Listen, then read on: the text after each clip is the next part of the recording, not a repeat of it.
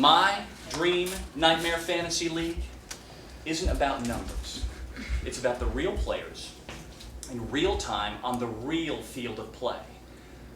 I call my team the Liquid Evolvers.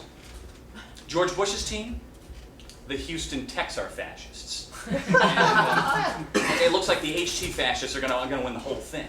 I mean, they got the money, they got the power, they got the access. They've got Ted Williams, the John Wayne of baseball, the super patriot of the game, but also baseball's first accountant of the soul. This was the first guy to make a chart for himself, first in his head, and then on paper, of all the balls that he hit well, hit really well, didn't hit so well. Last 400 hitter, and a rotisserie leaguer's wet dream. But in one World Series, one 7-game World Series, he hit for shit.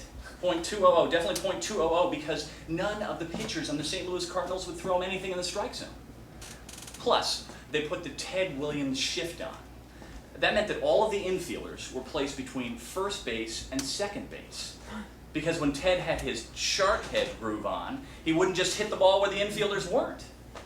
So all of that discrete economic analysis meant nothing, not a zip. The Red Sox lose in 7 games instead of wrapping it up in 6 because Ted's soul-oppressing stat man would not just let him swing, swing, swing, swing away. Numbers are not reality. Numbers can be too easily manipulated to suit anybody's individual agenda.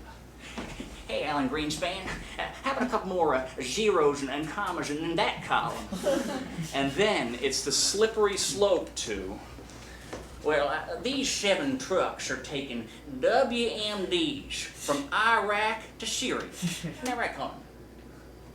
now you can't play the game of baseball with your bat on your shoulders like Ted Williams waiting for just the right pitch.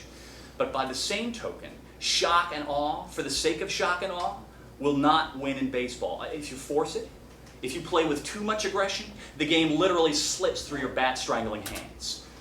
When Houston Texar Fascist pitcher Roger Clemens throws at a guy's head, beans Mike Piazza, the game loses balance. Now, I'm not saying a little chin music, a little buzzing the tower's all bad. All the greats. The Big Train, Old Diz, Rapid Robert, Koufax, Seaver, Pedro the Unit, all threw inside to protect their teammates.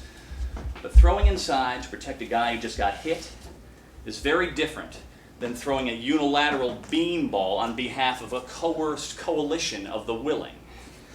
Ladies and gentlemen, these are your Houston Texar Fascists in beautiful downtown Enron Stadium.